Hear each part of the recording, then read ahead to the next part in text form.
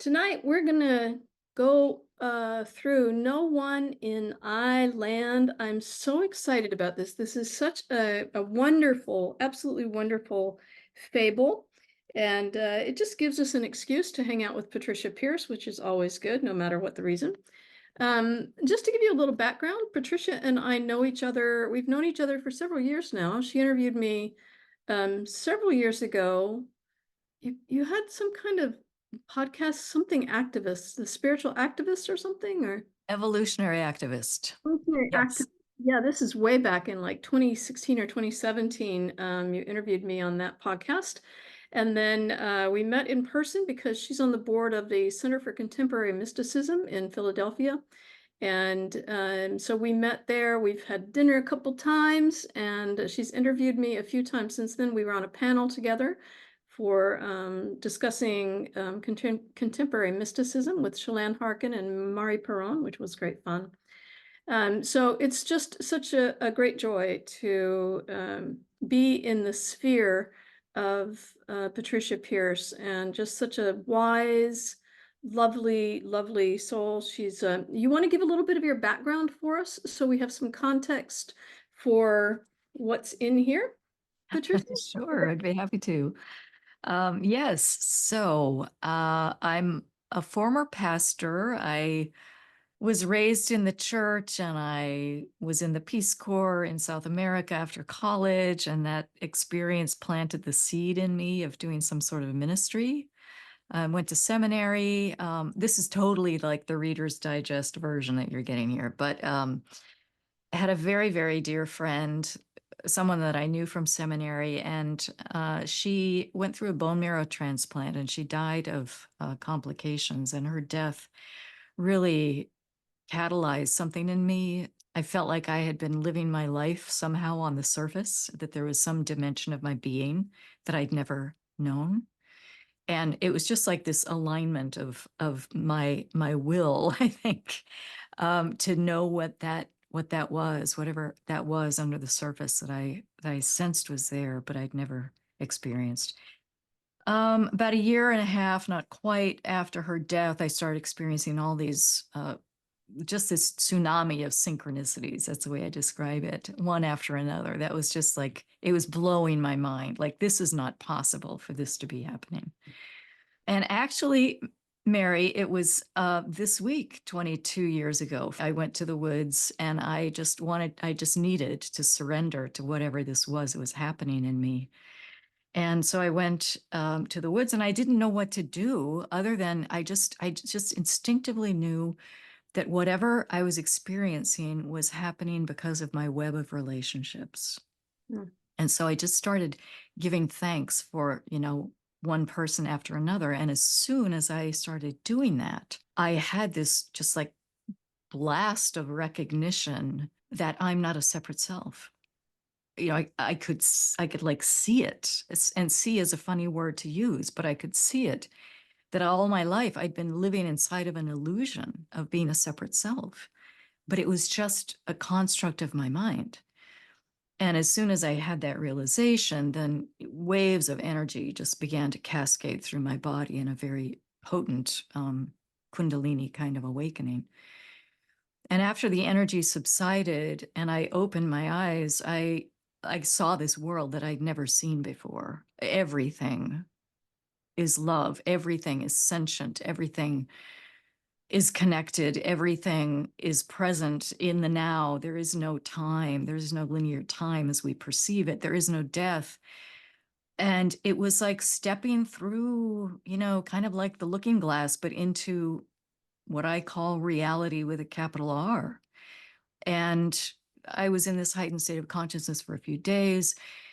As the energy kept kind of crescendoing, it's culminated in this realization. It was like a lightning bolt, this realization that we're in a dream, that this world is a type of a dream, that we're acting out our unconscious beliefs, and we're playing out this drama, this stage. It's a dream. We're not conscious. We're not awake. Anyway, that experience was a watershed moment for me because it put me at odds with the religious tradition that I was representing as a pastor, because I began to see how much the consciousness of separateness had shaped Christian belief, that Jesus is separate from the rest of humanity. He's the one and only Son of God. God is still like a separate being. God is judgmental, and that has to be somehow rectified by a sacrifice. And anyway, I just began to see the ripple effects of that idea of separateness and how it had influenced the belief system that I was supposed to be representing as a pastor. So I tried to hold these worlds together for a really long time, several years. I was like, oh, maybe I can like reframe this somehow, this belief system, but it just wasn't doable for me. And so I resigned my position as a pastor in 2010 and then embarked on some writing. This book, shall I give the background of the book, Mary? Yes, You want me to do absolutely. that now? Okay, so this book is not at all what I had set out to write. I was going to write a book, and my working title was Quantum Christianity. And it was going to look at the similarities between Jesus's teachings and quantum physics. And I thought it was going to be a breeze to write this book because I'd already done this sermon series that I called Quantum Christianity. And, so I had my themes all lined up. I'd given these sermons. I thought, well, I'm just going to like repurpose this and turn it into a book. But oh my gosh, when I sat down to start to write this thing, it just felt like such a slog. It just felt so bored. I just felt like I was wading through knee-deep mud, and I just was getting nowhere. So finally, I just like metaphorically threw my arms up and I said, fine, I'll write whatever wants to come. And so I sat down with my pen and my pad of paper, and a line came out, is once upon a no time. And I was like, whoa, this is not what I was expecting. And it just started to spin in with this very playful energy. I wouldn't say that it's channeled, because it was more like a collaborative thing between, I would say, my inner child, and my playful creative self with the spirit realm. I'll put it that way. I mean, we'll get into this as we read the book, but this is when I was still in the church, and I started writing this book. It was like, I think, around 2005, so it was a long time ago. And I was partway into it, and I'm like, I've been writing about the dream that people are in, and like in this other kind of pseudo reality. And I'm driving to the church one day, and I'm listening to this gospel music, this song that's talking about how Jesus is the one and only, kind of, and I'm like, no. So I just like put the question out there, what is this like fake, what is this dream called? What shall I call this? What shall I name this? And immediately I land came. I land. It's a reality where everybody believes they're an I. And of course, it's a play on words, island, right? Being alone and separate. So it was a very collaborative effort, very playful, not at all what I expected to write, but it was a lot of fun. It is a lot of fun. And it's also just, it's rich in all of these just nuggets of knowing that's told in a way that we can kind of take it in at a different level and absorb it in a way that we don't have to think about it. There's just this like delighted, like, yeah, yeah, that's right. Oh, I get it. Yeah, there's this delighted resonance. So beautiful, beautiful, beautiful.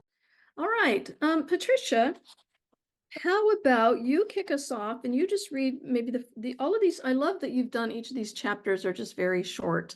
Also, I appreciate my eyes are just getting older and older, and I just appreciate the larger font and the good spacing. Thank you, thank you. My tired eyes appreciate you. So why don't you kick us off with the first two little chapters, and then I'll pick it up Sure.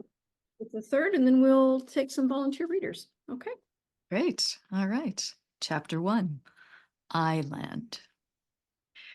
Once upon a no time, people dwelled in the realm where they all knew that even though they looked different from each other, they were actually all the life that sometimes looked like tree, and sometimes like water, and sometimes like raven, and sometimes like caterpillar, and sometimes like rock, and sometimes like bear, and sometimes like human. In the realm, people felt the life breathing, laughing, playing, singing, and dancing in them, and they delighted in how things were always coming into being and then disappearing again, like a magical kaleidoscope. The realm contained all moments and all beings that ever happened or ever could happen, so nothing was ever lost, and everything vibrated with beauty, joy, and gratitude inside a boundless, laughing love. Now, people didn't call the realm because it was everything anyone had ever known, and there wasn't anything that wasn't the realm, so you can see how it never occurred to them to give it a name. But one day, many, many realm dwellers somehow fell into a strange sleep that transported them into a strange, seemingly endless dream. It wasn't the sort of nighttime dream you have when you're tucked in your bed all cozy and warm and visit all manner of magical places and meet all sorts of interesting people without your head ever leaving your pillow. In the strange sleep, the people didn't need to be in bed at all to dream their dream. They dreamed their dream while they were doing all sorts of things, like walking the dog, or sorting the mail, or shoveling the snow, or brushing their teeth, or buying the groceries. That's why it was such a strange sleep, because although the people looked for all the world like they were awake, in fact, they weren't. In their dream, the people saw themselves in a strange way. Each person was an I, separate and all alone, made by an eye in the sky, who was separate and far, far away. This made the people feel terribly lonely. The place they dreamed was called I-land, and having forgotten the realm where nothing is ever lost, the people now thought that when they died, they would disappear into a deep, dark nothingness. This terrified them completely. Now, because they felt so afraid and alone, all the dreamers of I-land spent their days trying to convince themselves that they were more special than all the other eyes in I-land. But no matter what they tried, on most days they could not shake the conviction that all the other eyes in I-land were much, much better than they were. This left them feeling littler than little. All this made I-land a very lonely and fearful place. Though nobody ever really talked much about feeling lonesome or scared, because everyone could see that all of I-land's really special, important eyes never felt that way. The Emperor. Then one day, a particular eye, as he was fixing his evening cup of tea, noticed an unpleasant gnawing inside, like the dull stomach ache he always got when he ate too much gingerbread. This vague ache told him he wasn't important enough, and he simply must do something about it. Now, this feeling wasn't new. In fact, it visited him just about every day. But it always greatly troubled him, since with so many other eyes, all vying to be more important than the next, he didn't see how he could ever manage to distinguish himself. This night, though, his discomfort was much worse than usual. So he sat down with his cup of tea and took some time to dwell on what a sorry person he was, and indulge in a few miserly thoughts about other eyes. As he watched the steam rising from his cup, suddenly an idea came to him, and as he entertained it, his stomach ache began to fade, and he smiled the biggest smile that I-land had ever seen. The next morning, he called all the I-landers together so he could make a dramatic announcement. I in the sky had given him an astonishing revelation. He was destined to be the emperor of I-land. The people looked puzzled, so he tried to explain. As emperor, he would be Iland's most important eye of all, with the solemn responsibility to make all the important decisions.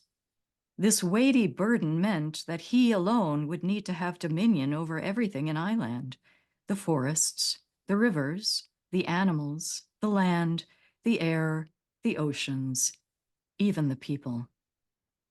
However, he assured the assembled eyes, if they followed his wisdom and did as he said, they stood a good chance of becoming special too, though never quite as special as he.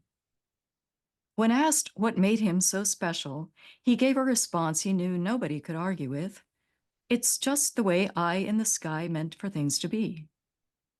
It stood to reason that Iland must have an eye who was the most important eye of all, and so when he asked who was in favor of Eye in the Sky's plan to proclaim him emperor, the people looked at each other, shrugged their shoulders, and in a loud chorus all shouted, "Aye!" That settled, the emperor told them that from now on they could call him Your Royal Highness. Perfect. Thank you, Patricia. All right. Expanding the imperial portfolio. For a time, once everybody had gotten used to having an emperor and knew their place in the imperial version of things, all went smoothly. But after a while, the emperor's stomachache returned, telling him he hadn't quite distinguished himself enough, and that what he really needed was to expand Iland's imperial portfolio. He designated his favorite eyes as elite imperial troops and gave them axes to chop down trees in the forest to make way for the growth of imperial agriculture.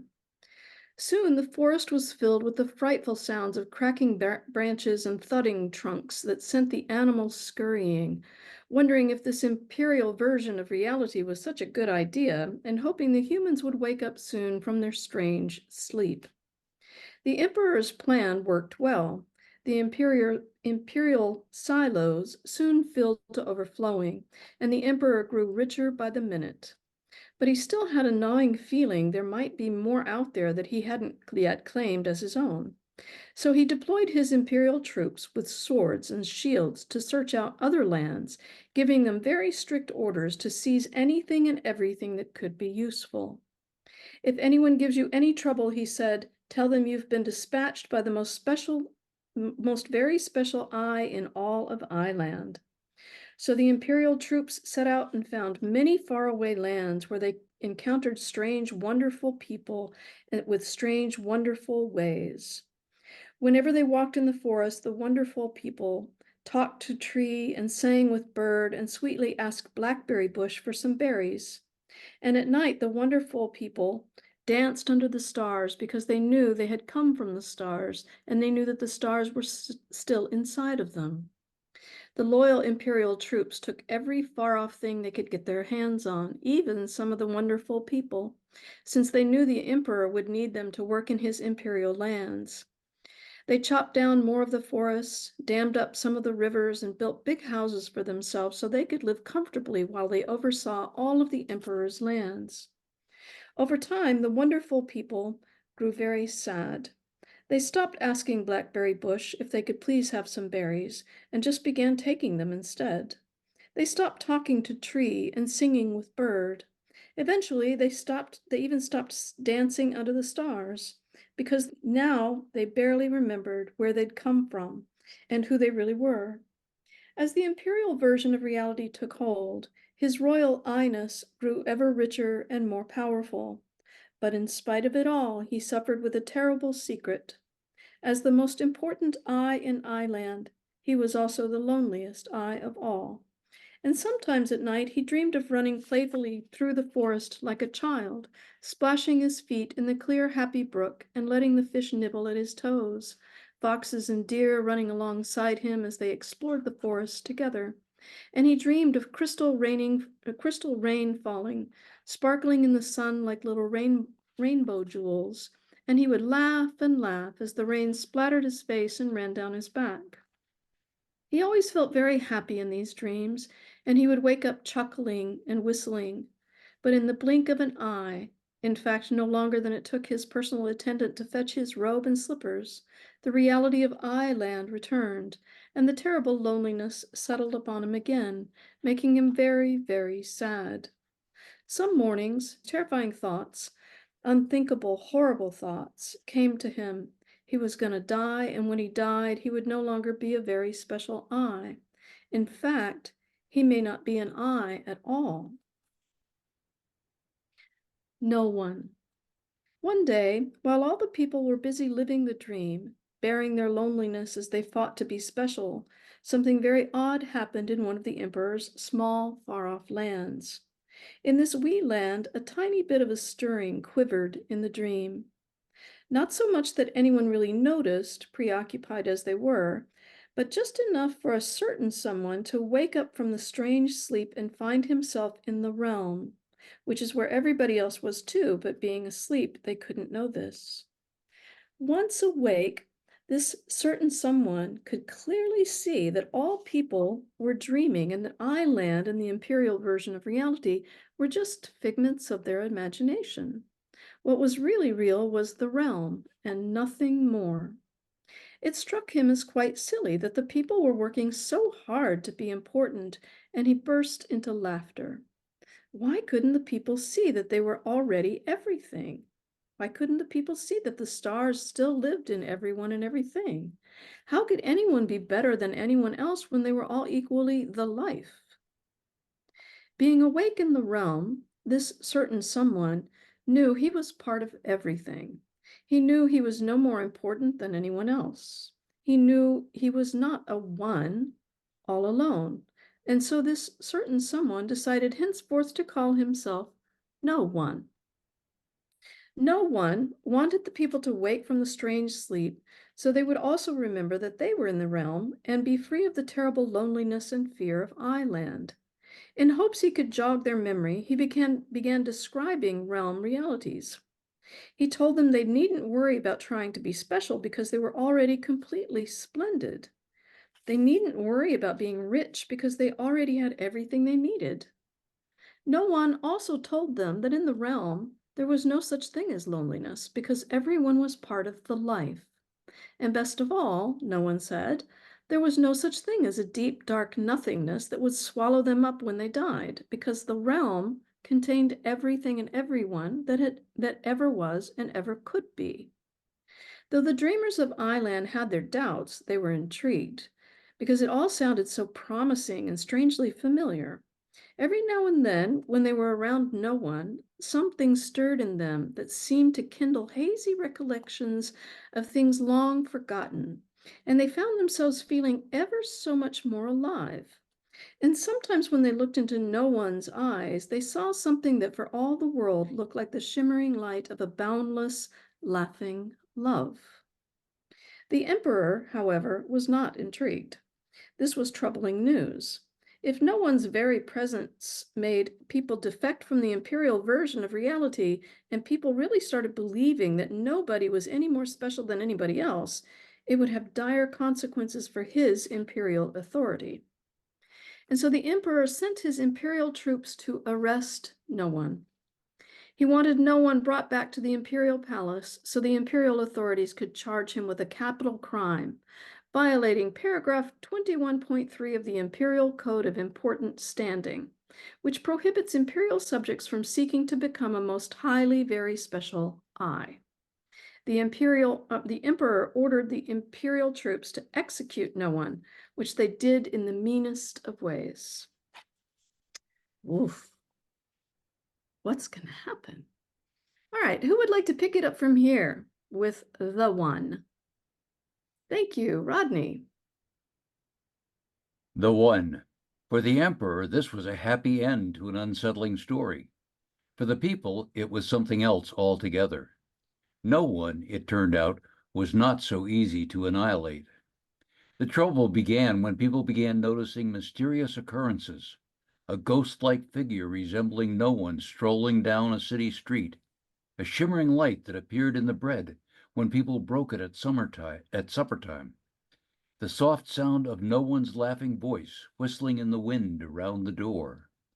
Even more astonishing was that quite a few people started feeling a boundless, laughing love inside that made them so giddy all they could do was dance down the street, offering their luminous bread to anyone who happened along. These odd occurrences convinced people that something very peculiar was going on. Maybe no one hadn't disappeared into the deep, dark nothingness after all. The only way they could explain it was that no one must have been the most special eye that had ever lived in Iland, so everyone started calling him the One. Well, as you could imagine, this greatly upset the emperor, as it was unmistakable evidence that the people were beginning to forget that he was the most important eye in Iland. The existence of a one who wasn't him was simply unbearable. And so the emperor called an emergency meeting of the imperial think tank to help him decide what to do. The imperial thinkers concluded the problem could easily be solved simply by killing some of the one street dancers and bread sharers. But when the emperor followed the thinkers' advice, he soon found it only made matters worse. According to imperial intelligence, the one's followers were completely unafraid of the deep, dark nothingness. This created a very grave situation for His Royal Highness. Just when things seemed to be getting out of hand because the street dancers and bread sharers were multiplying and making more and more people unafraid, the most shocking thing of all happened.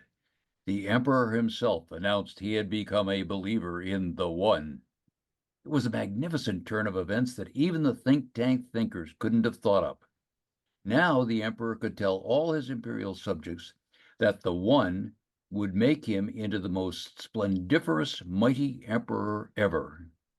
But first, His Royal Highness needed everyone to agree on details concerning the One, who he was, and why Eye in the Sky had sent him to Iland. The emperor called a special council to settle these important matters, and once an agreement had been reached, the official truth was engraved on a gilded plaque and unveiled with much fanfare as the new holy imperial icon. Some of the One's special representatives were given exclusive rights to be sharers of the shimmering bread, and they got to wear fancy robes and hats, much like the emperor's. And from then on, whenever the emperor dispatched the imperial troops to far-off lands, some of the One's special representatives went along to explain who the One was. Henceforth, they explained, everyone would have to obey the emperor without question, because he was, after all, the One had chosen to be Iland's most important eye of all.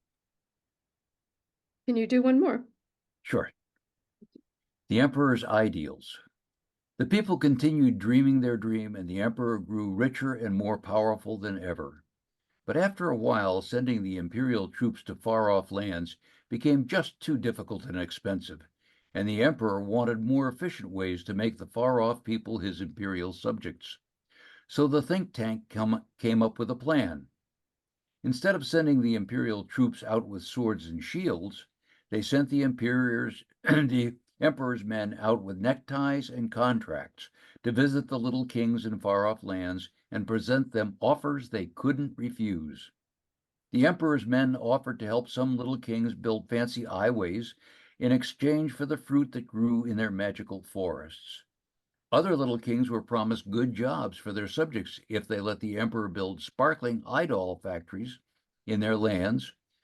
One little king even agreed to let the emperor's bulldozers dig the gleaming gold out of the magical mountains in a place the emperor called his mine. Not long after most of the little kings had signed on to the emperor's irresistible ideals, new obstacles sprung up. The magical forest didn't produce enough fruit to satisfy the emperor. So the kings started cutting down the magical trees to sell to the sparkling factories where they could be made into idols. And the emperor's mind began to spew so much malodorous, gooey stuff into the rivers that the people had to go around holding their noses, which made it hard for them to operate the bulldozers to dig the gleaming gold. And the people working in the sparkling factories had to toil longer and longer days to pay for their tiny shacks and their daily bread. The people began feeling disgruntled with the arrangement, but the emperor's ideals came with no money-back guarantees, so they were stuck. The emperor, meanwhile, was feeling very proud of his brilliant strategy, because now he controlled almost all the far-off lands, and his imperial warehouses were brimming with magical eye dolls and gleaming gold. Beautiful, beautiful. These are so clever. It just cracks me up. Icon, idols. This is so great. Ideals. It's And just the so mine being mine. mine. Yes, indeed. From no one to the one. It's just so clever throughout. All right, who would like to pick it up with the Emperor's new foes? Yep, Nan. Thank you, hon. The Emperor's new foes. One glorious day, as the Emperor was strolling in his imperial gardens, feeling particularly pleased with himself, out of the corner of his eye, he sensed someone shadowing him. This shocking apparition wasn't someone clamoring to take his picture or get his autograph. He was perfectly accustomed to that, but someone who never said a word and never showed his face. Most disturbing, this shadowy figure began mimicking everything he did. When the emperor stomped his feet and shook his fists to try scaring him away, his shadowy follower mirrored him back. This made the emperor very mad and very determined. So His Royal Highness convened the imperial think tank and the most important eyes of the imperial troops to assess this new threat. But before taking serious action, they decided they needed to name the emperor's sinister stalker. The think tankers wanted to call him Nefarious Evil. They thought it sounded sophisticated, but the others thought it sounded silly. Why use a word that everybody would have to look up in the dictionary? The troopers wanted to call him Malevolent Evil because it sounded much scarier. The discussion went round and round until finally the emperor broke the impasse. The stalker would henceforth be known as the Nefarious Malevolent Evil, or NME for short. The imperial authorities immediately called a press conference to inform the Imperial Times about the troubling developments. The next morning, the headlines trumpeted the news of the nefarious, malevolent evil threatening all of Ireland. Because the situation was so dire, the authorities assembled the Imperial Emporium and told them that there was only one alternative: to declare war. The Imperial Emporium agreed, and since the NME clearly intended to destroy all of Ireland, the emperor christened his campaign the War on Destruction. The imperial troops unveiled their special freedom fireballs, which they'd always hoped to use one day, and the emperor ordered all the armament factories in Ireland to build the biggest, most powerful anti-destruction fireballs imaginable. The emperor told his imperial subjects they were embarking on a heroic struggle, and as Ireland's most important eye, he humbly accepted his difficult destiny to rid Ireland of the nefarious, malevolent evil. Many people were skeptical, but His Royal Highness was the emperor, so he must know things they didn't. And of course, since Eye in the Sky was on their side, not to mention that they did have the best fireballs around, everything ought to work out. So why worry? The emperor's new woes. Time passed and the war on destruction dragged on and on without a single decisive victory. No matter how many fireballs they made and no matter how many troops they dispatched, the imperial authorities were unable to conquer the NME.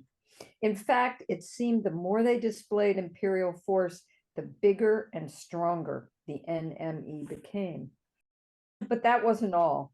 Now that so many of the magical forests had been cut down to produce eye dolls, people started noticing a strange stickiness in the air. The stickiness coated everything and was nearly impossible to wash off. Even simple things like eating soup became agonizingly burdensome. People's spoons stuck to their hands and mouths, and extrication was excruciating. As life grew increasingly difficult, people began feeling a renewed appreciation for the magical forests and they looked forlornly at their idols, wishing they could be made back into trees. The situation had grown serious, so the emperor convened his think tank to consider what to do. Since their fireballs were so advanced, the thinkers reasoned they could surely clear up the sticky air. So just as Island began having so many bad air days that nobody wanted to leave home, the emperor announced the launching of Operation Air Freedom. Imperial airplanes streaked across the sky, detonating fireballs high up in the atmosphere. It was a breathtaking sight, witnessing the glory of imperial ingenuity, as thrilling as watching the fireworks on Island Day. But rather than solving the problem, the fireballs made the stickiness even worse. This greatly troubled the emperor and his think tank. Never before had they encountered a problem that fireballs could not solve. They thought perhaps if only they made them bigger or smaller or aimed them more carefully, the fireballs could be made to work. So they set all the imperial scientists and engineers to the task. As though the war and the sticky air weren't enough, one day, when the head of imperial investments surveyed the imperial storehouses to inventory the imperial idols, he discovered, to his great dismay, that they had all melted into puddles of gray goo. Though he speculated that the goo may have been the result of having too many idols all in one space, the imperial investigators investigated, and the imperial interpreters interpreted, and for the life of them, they couldn't be sure what had happened or how to keep it from happening again.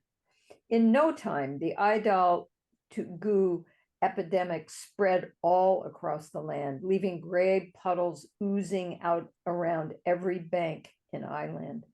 It was a frightful situation because all of the emperor's bankers and all the emperor's men couldn't get the idols to solidify again. When imperial intelligence instructed all islanders to stockpile ample quantities of goo glue to guard against the epidemic, the people began wondering if the emperor really knew what he was doing. But this wondering, frankly, caused them great consternation, because if His Royal Highness couldn't get everything under control, then which eye could? Things were getting quite gloomy in Island, and the people began to despair that the deep, dark end would soon be upon them. This just cracks me up. All right, who would like to pick it up? Page 33 with Wonderful Ways. Yeah, Gayla, thank you, hon. Wonderful Ways. About this time, an even bigger threat to Island was developing below the imperial radar, something more troublesome than the war on destruction or the idol's gray goo, and something the imperial apparatus was completely powerless to stop. Certain eyes began to suspect something fishy about the imperial version of reality when they began noticing things this reality just couldn't account for, and soon they began stirring in the strange sleep. While having breakfast, some noticed that their orange juice gleamed with life, and they could hear the faint sound of a laughing love in the popping bubbles of the froth. Others could just be going about their daily tasks when all sorts of perplexing, helpful accidents began occurring that left them wondering if their small lives were connected to something much bigger. Others, while walking in the woods, wondering why eye in the sky had to be so far, far away, were startled to see a we in the trees. Suddenly and shockingly, it occurred to them that they may not be separate and alone. Could it be that they'd been dreaming their whole life long? Could it be that Island was a make-believe story? When these astonishing experiences first began rousing many eyes from the strange sleep, some were left quite shaken, and many went to see their eye doctors in hopes of regaining their eyesight. In time, certain eyes fully emerged from the dream and woke entirely into the realm, realizing they had always been splendid and had never been alone. And because they could see that none of them was any more special or any less important than anyone else, they all started calling themselves No One. Although the no ones could now see that they were all expressions of the life, just like all the other beings, Island had kept them asleep for so long they'd forgotten how to talk with tree, bear, water, raven, rock, and caterpillar. So the first thing they did was set out in search of the last of the wonderful people who still lived deep in the remaining magical forests, keeping alive the knowledge of the wonderful ways.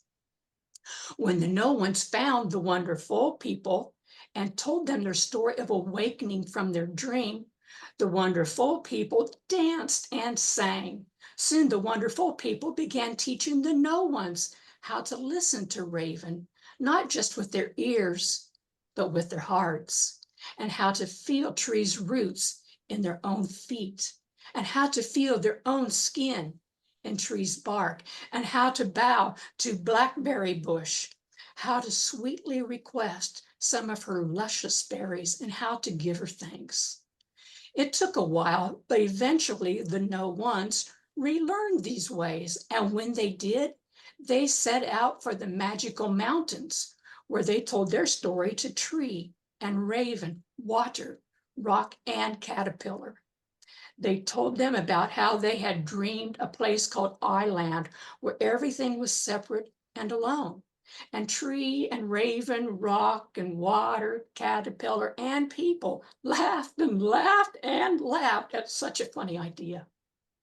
But after a while, the no ones had a troubling realization. Bear was nowhere to be found. They asked where she was because they needed to tell her their story too. Tree drooped her branches, and Raven looked very sorrowful and said that Bear was not well. Raven took them to the cave where Bear lay, barely breathing. Raven explained that the stickiness had been especially hard on Bear. Whenever it rained, Bear's sticky fur would get matted down, and when it dried, it turned hard, just like a shell, which made it almost impossible for Bear to even breathe. That's when the no one people first began realizing that their dream had caused great harm. With heavy hearts, they gathered around Bear to tell her their story. They told her all about Island, and when they were done, Bear laughed a weak, wheezing laugh and whispered her congratulations to them for waking up from their hibernation. The tears were running down her face, and now the people's faces too.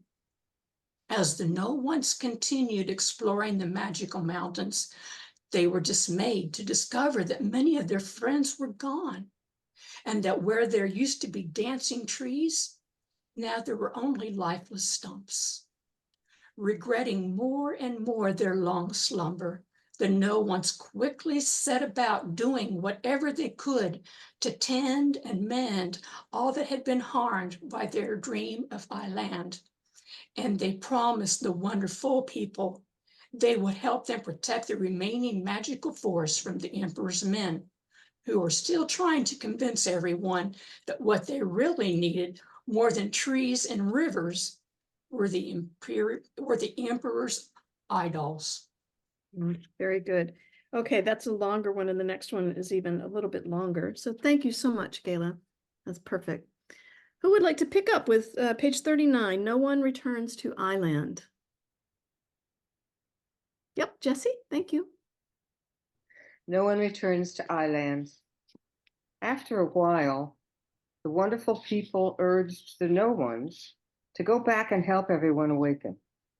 When the no one people returned to their island cities and towns, it was clear that everyone was still in their dream, believing themselves to be utterly separate, still struggling to be special, still filled with terror of the NME and of the dark, deep nothingness.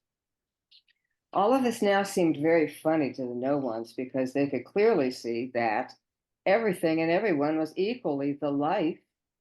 They could see that the enemy was simply the emperor's shadow, and that the deep, dark nothingness was just an idea, and that nobody was ever lost or alone. But the no ones also felt compassion for the people because they still remembered how lonely and frightening it was to live in Ireland. Now, the no ones understood that there are many ways to wake from a dream. If the dream is scary, you wake with a start in a most disagreeable way. If it's a pleasant dream, it simply fades away with the rising sun. And sometimes, best of all, a dream is so very funny that the dreamer wakes from it laughing out loud. The no one people could see that the dreamers of Ireland were headed for a very harsh awakening, and they were suddenly overcome with an uncontrollable urge to play with the dream. So they began doing unusual, bewildering things. The no one gardeners snuck out one night and planted flowers so thick along all Ireland's highways that the next day the emperor arrived at all of his important engagements with lily pollen blanketing his clothes and clogging his nose. The no one janitors who worked at imperial headquarters hid jack-in-the-boxes in all of the briefcases. When the emperor's men with their neckties and contracts tried to present offers they couldn't refuse to one of the little kings, the jacks would jump up in their faces and make them laugh out loud just to see how silly the emperor's offers were. The no one mechanics smeared chocolate inside the exhaust pipes of all the automobiles, so that pretty soon every street smelled like a candy store. Whenever they poured a city sidewalk, the no one concrete workers drew hopscotch lines in the wet cement, and during the morning hustle bustle of everyone rushing to work, the no one secretaries and executives in their sophisticated suits stopped right then and there to play a game of hopscotch, which made everybody else slow down just long enough to smile. The no one musicians gathered in subway stations and on street corners, singing and playing the music of the realm, warming the hearts of all the weary eyes headed home from work. And the no one artists painted enormous paintings of flowers and feathers and animals. And when they unfurled their stunning images from the tops of the tallest buildings in Ireland, the people gasped, then laughed, and even danced, because never before had they noticed the beauty. All of this frolicking made things very hard for the emperor, of course, since he depended so much on people taking Ireland very seriously. He and imperial intelligence set up jack-in-the-box checkpoints, banned paintbrushes, installed hopscotch surveillance cameras, and decreed that chocolate, lilies, and music in public places violated the imperial code of Ireland security. But the more the imperial authorities tried to halt the playfulness and creative splendor, the more quickly it seemed to spread. Meanwhile, as if everything were perfectly normal, the no ones kept going to work and cleaning their houses and paying their bills. They bought season tickets to the eyeball games, though now they cheered for all of the players. And they sat in coffee shops reading Icelandic stories in the Imperial Times. But every now and then, no one walking down the street would notice someone whose eyes twinkled and with laughing life, and they would wink at each other as they passed. And if they happened to meet on the bus or at a party, they wouldn't ask the usual Iceland questions like, "What's your name?" or "Where are you from?" because they already knew the answers. They were no one, and they came from the stars. Instead, a no one would lean over and whisper, "What part are you playing?" And the other would whisper back something like, "A receptionist at the eye strain clinic," or "a cameraman for Eyewitness News." And they would flash each other a knowing smile. By now, because of the unrelenting war on destruction and the sticky air and the eye dog goo, Many of the dreamers asleep in Island were increasingly upset with the emperor and his entire imperial apparatus. But no ones knew they too were just playing their part in a dream. Gradually, more and more people started waking up from a strange sleep, and soon they found themselves in the realm, knowing they were all no one. How this was happening was something of a mystery. More seasoned no ones attributed it to paroxysms of giggling that erupted whenever the emperor summoned his imperial subjects to the imperial square for an official announcement about the latest strategy to defeat the NME or the most recent idol solidification program. The giggling fits were virtually, virulently contagious. The tittering would ripple through the crowd, eventually erupting into massive, raucous laughter, which always made the emperor's face turn very red, and he would stomp indignantly back into his palace. Others speculated that the awakenings came about simply because some people had slept long enough. They might be doing something quite ordinary, like shuffling out to the driveway in their bathrobe and slippers to pick up their copy of the Imperial Times, and they would feel a tingling in their feet that spread through their whole body, and soon they would notice something quite weird. The terrible loneliness began to lift. This made them so gleeful that they hurled the Imperial Times high up in the air, sang at the top of their lungs to the chirping birds, or kicked off their slippers to play hide and seek with the scampering squirrels.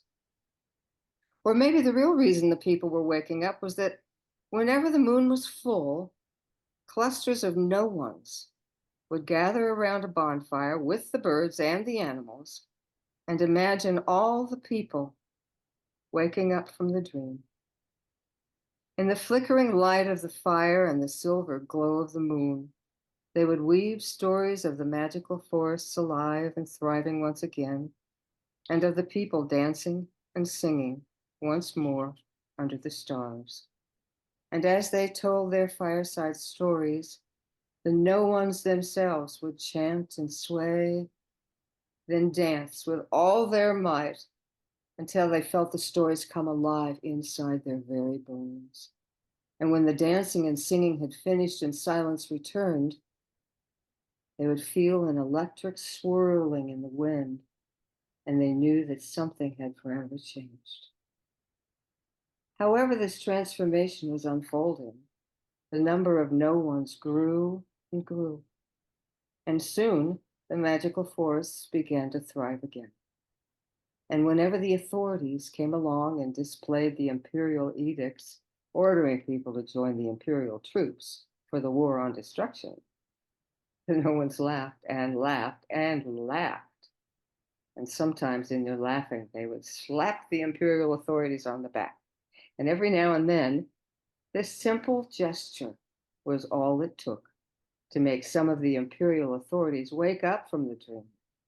And when they looked at the document in their hands and read it, they too laughed and laughed and laughed. Wonderful. Thank you, Jesse. Uh-huh. All right. The Emperor's New Lows, page 47. Who would like to read this? Perfect. Thank you, Malcolm. Okay. The Emperor's New Lows. One day, after all the others had awakened from their strange dream, the Emperor was pacing about his imperial gardens, pondering his latest plan for a new fireball massive enough to annihilate the enemy and the sticky air in one gargantuan fiery blast. As he puzzled over one last detail, how to keep the rest of Island from being incinerated, something startled him out of the corner of his eye. Whirling around, fists raised, the Emperor braced himself to come face to face at last with the enemy. But all he saw was his own shadow taunting him from the green grass beneath his feet. Suddenly, an immense weariness overcame him, sucking the last bit of willpower from his bones, and he collapsed like a marionette cut from its strings. Lying immobilized in the puddle of his shadow, the emperor was filled with horror. He would never be able to defeat the nefarious malevolent evil, or explode the sticky air, or save the idols from their gray goo. His stomachache returned with vengeance, telling him he was the sorriest emperor Ireland had ever seen. Wishing the deep dark nothingness would just take him, the emperor sobbed and sobbed. He cried so hard and so long that little rivulets of tears coursed across the lawn and trickled over the edge of the imperial reflecting pool. He sobbed and sobbed until there were no more tears left. Clean empty, he opened his eyes and saw something that startled the bejesus out of him. Standing not an arm's length away was a deer looking him straight in the eye. Still as a statue, the deer beheld the emperor with eyes that were dark pools of gentleness. The animal's delicate, disarming gaze touched some long-forgotten place deep inside the emperor, awakening in him the strange realization that he and the deer were one. When the emperor blinked in disbelief, the spell was broken and the deer bounded off over the rose bushes. Then, as the emperor began looking around, he noticed things that simply amazed him. The droplets of tears still clinging to the grass were sparkling like little rainbow jewels, and he could swear the breeze rustling through the trees was speaking to him, and the birds perched in the tree branches were singing a melodious sonnet that echoed a long-forgotten song in his own heart. This was a realm he never knew existed, where there was no such thing as an enemy or a gooey idol. Like a flash of lightning, the emperor had an eye-shattering realization. Everything was everything. Now, knowing for a fact that he wasn't alone and giddy with happiness, he leapt to his feet and right then and there danced a jig. Suddenly, he froze mid-jig, and his jaw dropped at the magnitude of a new, even more astonishing revelation. He could see something the other islanders couldn't, which could only mean one thing. He was special. So special, in fact, that he might well be the one that eye in the sky had sent to save Ireland. Now he realized he had been given a very important task to open all the other eyes of Ireland. Right away, he ordered the imperial trumpeters to trumpet from the palace parapets to summon his subjects from a very dramatic announcement. And when all the no ones had gathered in the imperial square, he told them he had very important news to tell them, that everything was everything. The no ones, delighted that the emperor had awakened, let out a loud whoop and began laughing a raucous laughter. Sure they were making fun of him, the emperor stormed back into his palace, incredulous that they would dare to ridicule such a special message. This very important task, it seemed, was going to be more difficult than he had realized. If his subjects wouldn't listen to him directly, he would have to find another way to get his message across. So he ordered the imperial airplanes to fly above the imperial square every hour on the hour, skywriting, "Everything is everything." Every hour on the hour, the no ones would watch the aeroplanes flying overhead, dumbfounded that the emperor was still going to so much effort to state the obvious, and concerned that maybe his awakening hadn't really taken hold. The emperor, meanwhile, looking out from his palace window, saw the stunned expression on people's faces and realized they still didn't understand. The emperor's very important task was beginning to weigh on him like a huge sack of potatoes flung across his shoulders. He worried that if he failed to find a way to open all the eyes of Island, his stomachache wouldn't return and never go away. Glumly pacing the imperial gardens once more, the emperor considered what else he could try. He paced and agonized and paced, until his feet were blistered and his brow furrowed and drenched with sweat. Just as he was about to give up, an idea flashed into his mind, one that was guaranteed to awaken the islanders from their stupor. Not wasting a moment, the emperor dispatched an order. The imperial engineers would set out to design the biggest alarm clock Island had ever seen and would install it in the middle of the imperial square. Every hour on the hour, the gargantuan alarm clock rang with such a clamoring ring that all the no-ones had to cover their ears from the deafening cacophony. Watching from his window, the emperor was dismayed to see that not only were the islanders still looking dumbfounded at the skywriting proclamation, but now they were covering their ears so they wouldn't hear the alarm clock. What a stubborn people his subjects were. Going back to the imperial gardens to pace yet again, the emperor began to wonder if he had been going about this all wrong. Maybe now that he'd had his special eye opening, he also had special powers and could awaken the islanders with the force of his will. So he scrunched up his face and thought, imagining all of his subjects' faces lighting up with the realization that everything was everything, and glowing with adoration for him, as he was the one who brought them this spectacular revelation. But no matter how hard he thought, every day the islanders continued looking dumbfounded and covering their ears. By now, the emperor was despondent. Not only was he out of ideas, but even worse, he could no longer see the sparkling rainbow jewels in the drops of dew, or hear the melodious song of the birds in his heart. The realm had completely vanished from his sight, leaving him with only an empty longing. If only he'd had a wise old sage who could tell him what to do. But alas, all he had was the think tank. With nothing else to try and nothing more to lose, the emperor summoned the thinkers to see if perchance they could propose ways he could fulfill his very important task. The emperor began by recounting the story of his encounter in the gardens with the deer and how he knew then that everything was everything.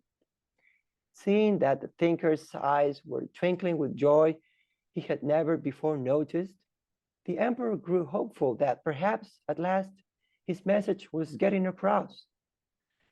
Then he confided why he had gathered them. Now that he knew he was the one Island had been waiting for, he needed their help in carrying out his very important task of opening all the eyes of Island. The think tankers began to stifle giggles. They tried very hard to restrain themselves. They bit their lips and hugged their sides, but it was no use. Soon, their titters erupted into loud guffaws, which exploded into raucous laughter. They laughed and laughed, and in their laughter, one of them slapped the emperor on the back.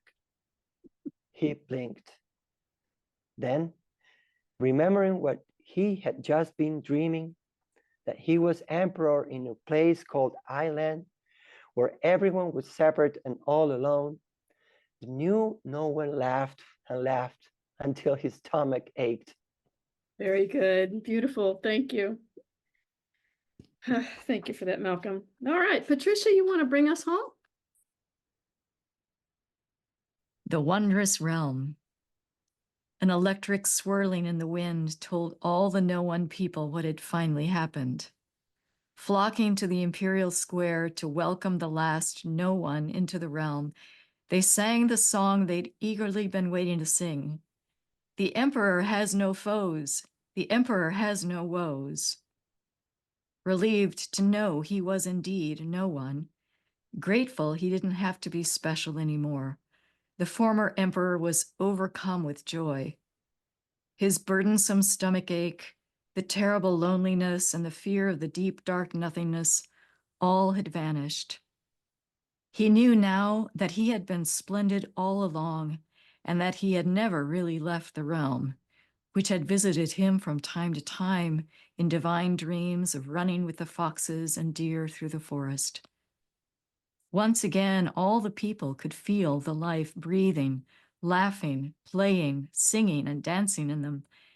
And when nighttime came, they would join the birds and the trees and all the animals, dancing and singing together under the stars, because now everyone and everybody together remembered they had come from the stars and that the stars were still inside them. And sometimes, when the stars were especially bright and the breeze was blowing just so, people would look around and begin to cry. At first, Tree and Raven and the other birds and animals thought this odd, but after a while they got used to it.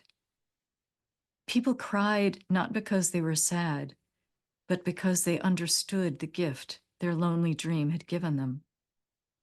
Now that the people knew what it was to be an eye, they could see just how amazingly beautiful it was to be part of this wondrous realm, where nothing was ever lost and nobody was ever alone. And with tears still glistening on their cheeks, they danced faster and sang louder than ever before, because finally they could see what an astounding miracle it is to be this boundless, laughing love. Beautiful. I love the note that this ends on. That is so fun. Really, really, really fun. Indeed, indeed. I mean, it was just so clever all the way through it. The eye doctor to check their eyesight, and enemy, like just all the way through it. It's just in this last part, the eye opening, and the no one's whispering, "What part are you playing?" Like it's just all the way through it. Now, Patricia was an early reader of my latest book, the manuscript, and we were talking about, first of all, how she could relate to everything in the book because she's been on this journey, but also just, I talked about big jolly love, that it's an inherent part of our nature, this big jolly love, and we need to bring that back. And here she was like, have you read No One in Island? Is literally talking about, this laughing love. That is just such an innate part of our being. I love it. And also, Patricia, I love that you actually, of course, this whole thing is about awakening, right, from our dream, and that ego came around twice for his royal highness. First, in that needing to be special in the beginning, and making himself emperor, and then in the awakening, like, oh, now I'm the special one to awaken everybody. And it's just such a truth about how all of this happens. Is so clever, so good, so filled with love. And I hope in our lifetimes that all of us get to see this growing expansion of laughing and singing and dancing with the trees and the birds and the stars and all of this great remembrance. So beautiful. Is there more you want to say about it now that we've read the story? And we're going to open it up for people to ask you some questions as well.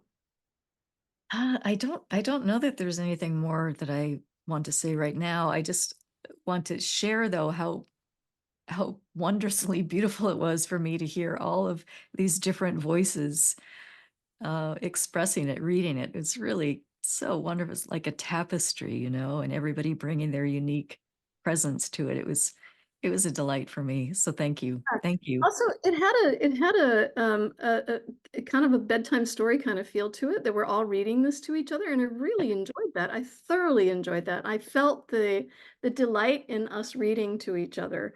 Normally it's, more about, we're sort of immersed in these sort of deeper teachings, like Paul Selig and stuff, but this was just so, I really enjoyed this so much. So thank you to all the readers this evening as well. Yeah, let's open it up. Carol. Thank you, Mary. Hello, Patricia. I'm Hi. curious about your writing process. I know you shared that you thought it was going to be one thing and then you just let it be. And I think you said you wrote with like a notepad and a pen. Could you tell us a little bit about like how it wasn't channeled, you said, but like what that process was like actually getting the pen to write the words kind of thing? Mm-hmm. Well, yeah, it's a great question, Carol. Thank you. It was, as I said at the beginning, it was really a letting go of control, which is part of the writing process, right? I mean, that it's our attempt to control what we're writing that is the block. So just, letting go of control, and just because the opening line, once upon a no time, had been given me, that to me, like, just it established the vibration, I guess I would say, of the whole thing, that this is going to be like a bedtime story. And it ended up expressing everything that I had wanted to express in this serious writing project, but in a much more, I think, effective way. But the writing process, when I wrote it, it was very much like tapping into my inner child. I felt like my inner child was, she might as well have had a crayon rather than a pen, because that was the energy of it. Like, this is pure play. And so that really was the energy of it. And so I just, because it was already had this this playful energy, it was just easy to keep kind of going with it. And it's sort of like being, doing improv, where you just let go of control. You don't know where it's going, but you're playing along and you're just seeing how it all works out. And I said, so I started writing this after 9/11, and I don't remember exactly what year, but I'd sort of had like a first very simple draft, and then the financial meltdown of 2008 happened, and that's when the eyeballs, gray goo, the eyeballs melting, like this economic crisis, like it's all melting down. So it was like current events were weaving into the story as it was evolving. So that was, I don't know if that answers your question, but it might give you a little glimpse into the process. And then I gave it to an editor, and she brought to it, it would be interesting. I don't even know if I still have the original draft anywhere. It'd be interesting to put them side by side, because she came at it more as like, an editor. But what was interesting to me is that there was one sentence that she wanted to take out of the book, out of the story. I don't know if I can find it, but it's the line where it says that people were getting disgruntled with the emperor and his imperial apparatus, but that the no ones knew that everyone was just playing their part in the dream. And I was like, no, that sentence has to stay, because that's the whole point. That's the whole point. Why did she want it to come out? I'm not sure. I didn't pursue that with her. But I think there may have been like a little bit of judgment in her mind, like, no, we can't let them off the hook, like that, this is not okay. So, but it's really, and I really do see it this way, like we are all playing a part in the dream, Right. So. So, I thought that I could sort of see some of the parallel of current events going through, and I noticed that you used the term war on destruction. Yes. Right. Yep. Exactly. Yep. Who else has questions or comments? Yeah, Rodney. A quick comment. I read this sitting on a deck up in Maine of a place that I've been every summer for 85 years. And one of the surprising results of it is when I finished the book, I looked up at the trees around me, which are 100-year-old oak trees that I've played under and swum along and been with all my life. And I saw them in an entirely different way. I had never seen them before. And Mm. it just they came alive. I mean, it wasn't a mystical experience. It was a heartfelt appreciation. It was just so, thank you for that. And And now a question that comes to Mary noted the two egos, the ego of I want to be the most important, and then the ego of I have to wake up everybody else. You've had an amazing and somewhat unique journey in having the realization that the Christianity that was being presented had fundamental problems with it, and you saw the alternative, and you were in a position to try and shift other people that way in clever things, including your quantum approach, etc. Did you ultimately come to the conclusion that there is no way to do that because the only way you can tell other people that you have the truth is to tell them that they're wrong? Which, That's a great question. So so Rodney, are you asking whether that's why I I'm left the yeah. church, or I just want to Well, make sure. no, uh, I'm struck by the fact that you've put two pieces out there in your writing, one being what we've just read, which is a parable which doesn't come at it in a way that says, it just lets people take it however they take it. Right. And then your Beyond Jesus is Mm. told as a personal story. Right. And Mary has been very good with us about saying she has only been able to tell the story of what's happened to her. And I've Mm. been amazed watching her. What's so powerful about her is that she lives and walks the talk. And and sh- and she understands the fundamental problem is that we have this good must conquer evil. And as long as we have good conquer evil, then we add energy to the evil force because it feels rejected. And Mhm. what I'm really asking is, have you come to the conclusion that you can't force enlightenment on other people? And secondly, have you gotten comfortable living with the fact that you can't do that, even though you see what needs to be done? Yeah, yeah, absolutely. Yes, it's, to try to force anything is just an egoic approach. So it's not, you're already starting from a enlightened A non-starting stance, place. right? Yes. Like, Yes. Yes. yeah, you're already operating, you're still operating within the island dream, right? So Right. Right. first of all, how are you ever going to awaken anybody if you yourself are dreaming, right? So there's Yes. that. Yes. Yeah, and also, we have free will, and nobody's forcing anything. We can only be it, right? And we all know this, everybody here.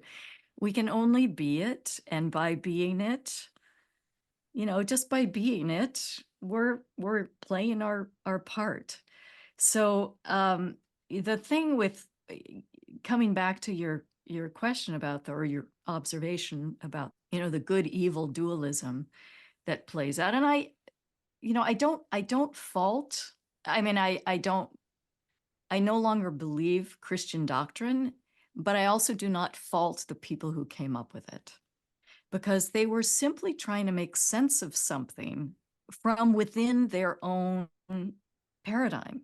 So of course it got interpreted in this particular way, as Jesus is the special one. And so I don't fault any of that. It was just part of the process. So yeah, and I recognize that I couldn't I the church, the institutional church, just wasn't a context where I could really share what's mine to share. And I couldn't represent the belief system that I knew was erroneous. Because, the way I see it is Jesus was exemplifying what we all are. He was playing out what it means to be an awakened human being.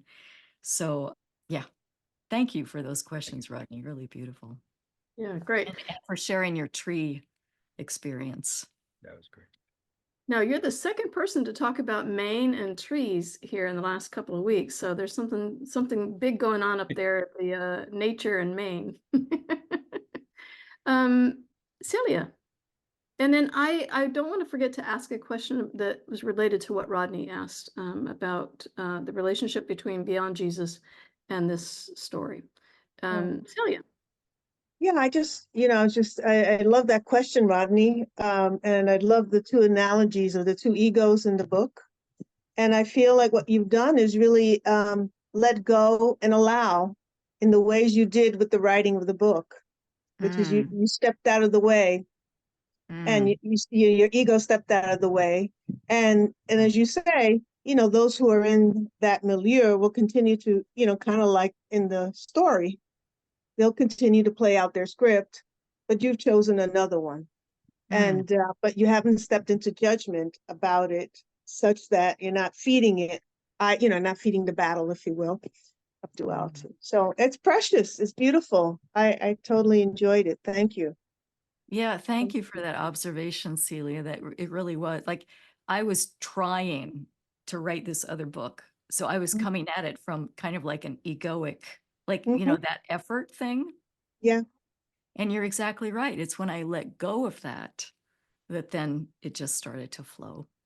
And that's what we're all learning, right? How to allow. Yeah.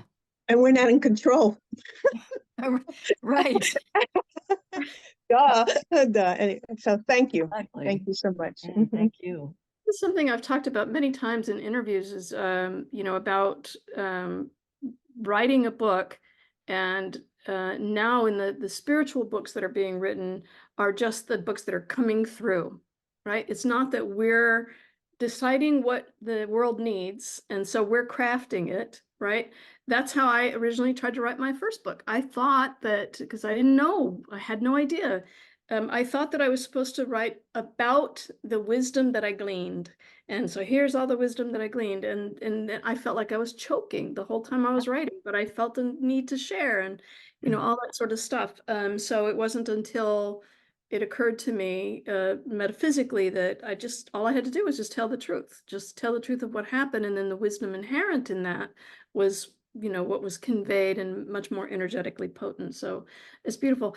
Now, my question is, and I'm not really clear on exactly what the question is, but it may have been Rodney, somebody had written to me about your something in Beyond Jesus, that No One in Island was kind of an extension or part of this. Can you say more about that? I don't actually know what that. Yeah, absolutely. Actually, this book predates my memoir. So I wrote this book before I started on my memoir, and my memoir, Beyond Jesus, the story behind that was, it was 2010 when two monumental things were happening in my life. My mother was dying, and I knew it was time for me to leave the church. And I resigned in May of 2010, and my mother died in early November. She'd been in hospice, and I'd been with her for some time during her last year. And that was like a double whammy for me, because the church in some way had been like a mother to me, and it had been my spiritual community and kind of like a home. And my mother, of course, was my mother. And when your mother dies, it's like, whoa, it's like, it felt like also like a loss of home in some way. So it was very, very devastating. And a few months later, I was driving from Philadelphia, where I live, to Denver, which is where I grew up. And that's where my mother lived also. And I was driving back to participate in her ash scattering. And I was driving because I was bringing a few things back from her condominium. I'm just driving down the highway. I'm listening to a podcast of Krista Tippett talking with a guy who'd done a movie about Dietrich Bonhoeffer. Anyway, I'm driving along listening, and all of a sudden I just get this boom, this download. How do we even talk about these things, Mary? Like, they're words, but they're not words, but they're like just like packets of information or knowing. And this packet arrives that I would write a book called Beyond Jesus that would talk about how ego consciousness had shaped Christian belief. Crystal clear, crystal clear. And like you, Mary, it's like, the thought of doing that in any sort of didactic way would just felt deadening to me. I mean, I couldn't even ponder that. And so it just felt energetically like the thing to do was to share my story so that the reader could come along and have the insights along with me and experience it with me. And that approach actually was confirmed, like, yeah, this is the way to do it. Before, this was now 2012, and I was just about to go to California where I was going to be on writing retreat to really sink into to get a first draft done. And not long before I left for this writing retreat, I had this very archetypal, potent dream. In the dream, I'm in Israel. I'm back in Israel because in waking life I had gone there, and I'm looking at this lake. But anyway, I'm aware that in the dream that this return visit to Israel is going to be the way beyond Jesus ends. And this dream picked up on some of my life experiences. So it was like, yes, your story, and yes, this return visit, which was showing itself as a dream, is how the book is going to end. So I had, an experience that was the culmination of the book, in which Jesus appears in the dream as and it's conveyed to me that he was the guru assigned to me by nature of my birth in a Christian context. So the themes are very, very similar, because in that experience that I recounted back in 2002, that Kundalini experience and finding myself in the realm, I knew without any doubt that this was what Jesus was talking about when he talked about the reign of God or the kingdom of God. It's this consciousness. Like, that's what he was talking about. Anyway, the two books are like kindred. They're like sibling books. They're just written really differently. I mean, this one is, very lighthearted and really quick to read. And the other one is pretty meaty. It shares a lot of my life experiences. Beautiful, beautiful. Well, and that's my next book then to read. Rodney. I know we're almost out of time, but it, what I had actually picked up on, Patricia, was you went through a period where you kept hearing the word story, and then you kept hearing the word transform, and you finally put those two together. And I had just read that part when I texted Mary, and I really thought that it was that message that you had gotten about write a transforming story that led to No One in Island. And interestingly enough, it preceded both books, and you Yes, wrote it did. the transformative story in two different ways, as it turns out. Yes, that's right. Yeah, thank you for picking up on that, because yes, it was, and I mean, it's amazing to me how the word plays and the layers of meaning that are, carried in one sort of message. But yes, during that time after this awakening experience, when I was still in that heightened state of consciousness, I started hearing, and it just kept repeating, like in the back of my mind, story, story, story, story. And I was like, yes, we are in a story. We're in a story. We're in a story. And then it suddenly shifted to transform, transform, transform. That's what I was hearing in my mind. Transform, transform, transform. And then suddenly, and it felt like two chemical, compounds coming together, molecules coming, and it flipped and it said, transform story, transform story, transform story. And that's exactly right. It's like this story that we're in, it's time to transform it. And there's also a wordplay in that, because story is also a transform. And I didn't get that at that time. I didn't get that. I didn't pick up on that at that time. But story is a transform. Beautiful. And we can use story to transform our transform. Yeah. Nan. I just wanted to thank you, first of all, just for the book. I read it also on a porch in Maine that I've been on for my whole life. It's so interesting, Rodney. I'm in Maine and I read it. So She's the other one with the powerful experience with the tree. yes, the tree, exactly. And Ah. the thing about my tree experience was that what I experienced in my tree experience was my inner imperialist.